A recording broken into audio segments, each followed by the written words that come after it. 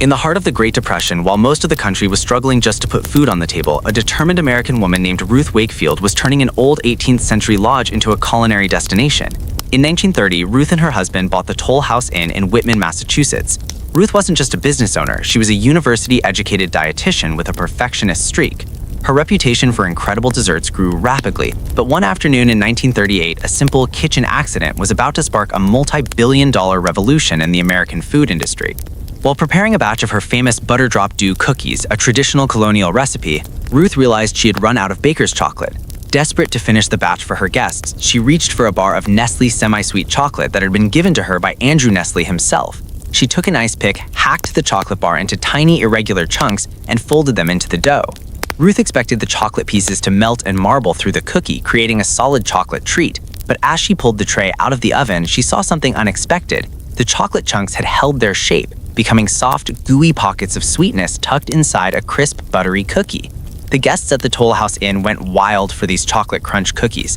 Word of mouth spread across New England like wildfire. Soon, Ruth's recipe was published in a Boston newspaper, and sales of Nestlé's semi-sweet chocolate bars skyrocketed.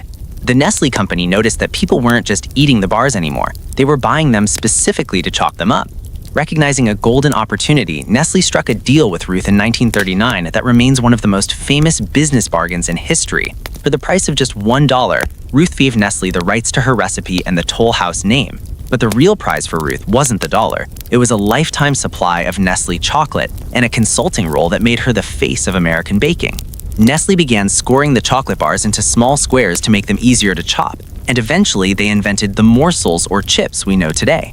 During World War II, soldiers from Massachusetts received Toll House cookies in care packages and shared them with troops from all over the country. Soon, thousands of letters flooded in from soldiers asking their families to bake them those Toll House cookies. By the time the war ended, Ruth's accidental creation had become a national obsession. Today, the chocolate chip cookie is a multi-billion-dollar industry and a permanent icon of the American home, all because a brilliant woman with an ice pick decided to experiment with a broken chocolate bar.